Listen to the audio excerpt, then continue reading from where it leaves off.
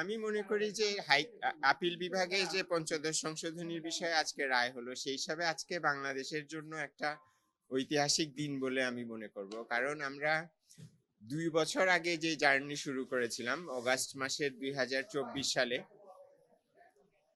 সালে, আমরা আহ, আহ, পঞ্চদশ সংশোধনীর বৈধতা চ্যালেঞ্জ করে হাইকোর্টে রিট দায়ের করেছিলাম, এবং এই রিট পিটিশন দায়ের করেছিলেন 5 জন নাগরিক, ডক্টর বজিউল আলম মজুমদার সহ আরো আরো 4 জন।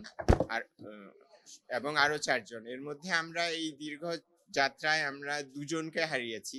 একজন হচ্ছেন তুফাইল আহমেদ, আর একজন হচ্ছেন হাফিজউদ্দিন খান।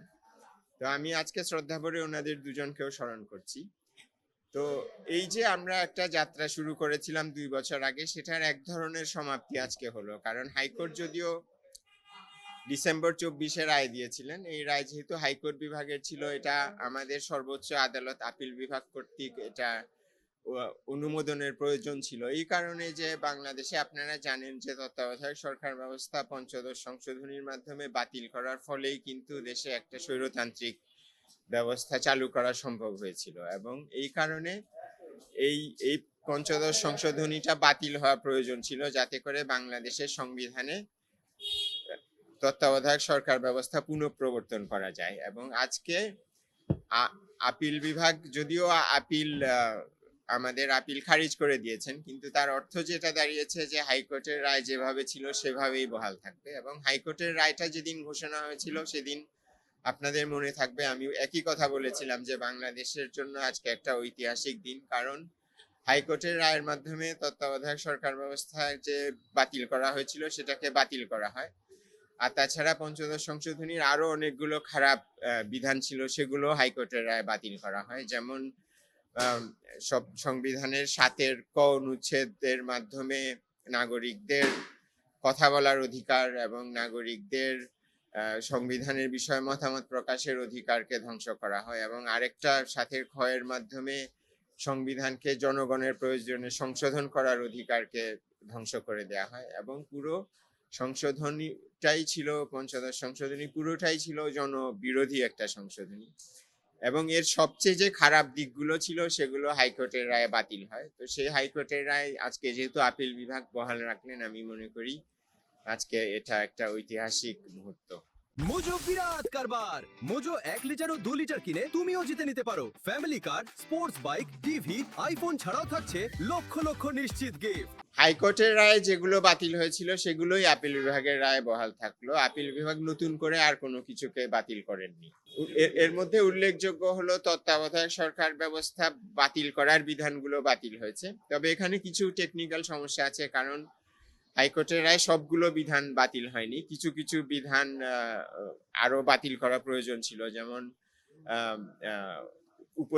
প্রধান উপদেষ্টার শপথ নেওয়া সংক্রান্ত বিধান সংবিধানে ফিরে আসেনি। বিচারপতিরা যে উপদেষ্টা বা প্রধান উপদেষ্টার দায়িত্ব নিতে পারবেন সেই বিষয়ে একটা বিধান ছিল, সেটা ফিরে আসেনি। এবং আরো কিছু টেকনিক্যাল বিষয় ছিল তত্ত্বাবধায়ক সরকার সংক্রান্ত, যেমন নির্বাচনের সময়, যেহেতু তত্ত্বাবধায়ক সরকার গঠিত হওয়ার পরে নির্বাচন হবে, কাজেই বিধান ছিল যে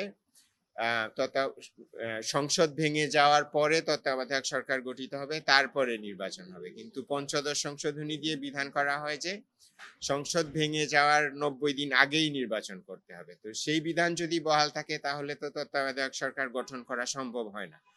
যেহেতু সংসদ ভেঙে দেওয়ার আগেই আপনাকে নির্বাচন করতে হচ্ছে, আপনি তো তত্ত্বাবধায়ক সরকার যেটা সংসদের মেয়াদ শেষে গঠিত হওয়ার কথা সেটা গঠন করতে পারছেন না। কাজে এখানে একটা বড় কন্ট্রাডিকশন বা স্ববিরোধিতা আছে। তো এই জিনিসগুলো আমরা ভেবেছিলাম নিদেন পক্ষে হয়তো আপিল বিভাগ পুরোটা বাতিল না করলে এইগুলো বিষয়ের ব্যাপারে কিছু অবজারভেশন দিবেন, বা এই যে অতিরিক্ত যেই ধারাগুলো বাতিল করা প্রয়োজন সেগুলো বাতিল করবেন। তবে বাতিল না করাতে এখন যেটা হলো, এই টেকনিক্যাল বিষয়গুলো সংসদকে সুরাহা করতে হবে। এটা আমরা পূর্ণাঙ্গ রায় দেখে তারপরে আমরা সিদ্ধান্ত নিব। এখন তো তত্ত্বাবধায়কের যেটা আমি বলছিলাম যে তত্ত্বাবধায়ক সম্পর্কিত কিছু মূল বিধানগুলো হাইকোর্টের রায় পুনরুজ্জীবিত হয়েছিল, এবং সেটা আজকে আপিল বিভাগ বহাল রাখলেন। কিন্তু আরো কিছু বিধান, কমপক্ষে 5টা আর্টিকেলের সংশোধনী পুনরুজ্জীবিত হয়নি। কাজে সেগুলো পুনরুজ্জীবিত যেহেতু হয়নি, সেহেতু এখানে অবশ্যই সংসদের একটা আইন প্রণয়নের প্রয়োজন হবে তত্ত্বাবধায়ক সরকার ব্যবস্থা সম্পূর্ণভাবে সংবিধানে ফিরিয়ে আনার জন্য। তো আমাদের কমপক্ষে আশা ছিল যে যেহেতু আদালত বলেছেন তত্ত্বাবধায়ক সরকার ব্যবস্থা একটা বৈধ ব্যবস্থা এবং এটা অবৈধভাবে বাতিল করা হয়েছে এবং তত্ত্বাবধায়কের মূল ধারাগুলো সংবিধানে পুনঃস্থাপন করা হয়েছে, সেজন্য আমাদের প্রত্যাশা ছিল যেগুলো পুনঃস্থাপিত হয়নি সেগুলো আপিল বিভাগ তার রায় পুনঃস্থাপন করবেন। তো আজকে ওনারা শুধুমাত্র খুবই সংক্ষেপে রায় দিয়েছেন, বলেছেন যে আপিল খারিজ করা হয়েছে। কাজে আমরা বুঝতে পারছি না যে ওগুলোর ব্যাপারে আদালত কোনো পর্যবেক্ষণ দেবেন কিনা। যদি কোনো কিছু না থাকে সেই ক্ষেত্রে সংসদ ব্যবস্থা না নিলে তত্ত্বাবধায়ক ব্যবস্থা পুরোপুরি কার্যকর করা যাবে বলে মনে হচ্ছে না, কারণ তত্ত্বাবধায়ক সরকার প্রধানদের শপথ করার জন্য যেই ফর্ম সেটা তো সংবিধানে এখনো ফিরে আসেনি। রায়টার আমি বলবো যে এটা ঐতিহাসিক, কারণ আমাদের যে তত্ত্বাবধায়ক সরকার ব্যবস্থা বাতিল করে পঞ্চদশ সংশোধনী করা হয়েছিল, সেই সংশোধনীটা কিন্তু হাইকোর্ট বাতিল করেছিলেন, যার ফলে হাইকোর্টের রায়ের ফলে তত্ত্বাবধায়ক সরকার ব্যবস্থা সংবিধানে পুনরায় ফিরে এসেছিল এবং সেই রায়টা আজকে সর্বোচ্চ আদালত কর্তৃক বহাল রাখাতে এটা আমরা নির্দ্বিধায় বলতে পারি যে তত্ত্বাবধায়ক সরকার ব্যবস্থা একটা বৈধ ব্যবস্থা, এটা অসাংবিধানিক কোনো ব্যবস্থা নয়। যেমনটি ত্রয়োদশ সংশোধনী মামলার রায়ে বলা হয়েছিল বা পরবর্তীতে পঞ্চদশ সংশোধনী করে তত্ত্বাবধায়ক ব্যবস্থা বাতিল করে প্রতিষ্ঠা করার চেষ্টা করা হয়েছিল যে এই ব্যবস্থাটা বাংলাদেশের সাংবিধানিক শাসনের সাথে পরিপন্থী।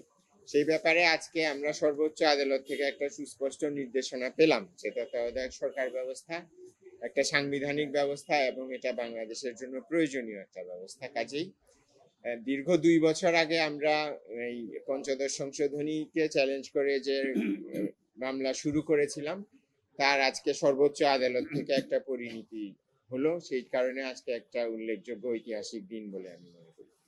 হ্যাঁ, কারণ আপনার এখন সংবিধানে হাইকোর্টের রায় যেভাবে আছে এবং যেভাবে আপিল বিভাগ সেটা বহাল রেখেছে, তাতে করে একটা স্ববিরোধিতা তৈরি হয়েছে সংবিধানের ভিতর, এরকম যে সংবিধানের একটা অনুচ্ছেদ অনুযায়ী সংসদ ভেঙে যাওয়ার 90 দিন আগে নির্বাচন করতে হবে এবং আরেকটা বিধান অনুযায়ী সংসদ ভেঙে যাওয়ার পর তত্ত্বাবধায়ক সরকার গঠন করতে হবে। তো এখন আপনি যদি প্রথম বিধানটা পরিপালন করেন তাহলে তো আপনাকে সংসদ ভেঙে যাওয়ার আগেই নির্বাচন করে ফেলতে হবে, তাহলে তো আপনি তত্ত্বাবধায়ক সরকার ব্যবস্থা চালু করার সুযোগই পাচ্ছেন। আর আপনি যদি সংসদ ভেঙে যাওয়ার পরে তত্ত্বাবধায়ক সরকার গঠন করে নির্বাচন করতে চান, তাহলে আমি প্রথম যে অনুচ্ছেদের কথা বললাম তার সাথে সাংঘর্ষিকভাবে কাজ করবেন। তো এই জিনিসটা সুরাহা এখন সংসদের করতে হবে বলেই মনে হচ্ছে। তবে পূর্ণাঙ্গ রায় দেখলে এ ব্যাপারে আরো নিশ্চিতভাবে এবং সুনির্দিষ্টভাবে বলা যাবে।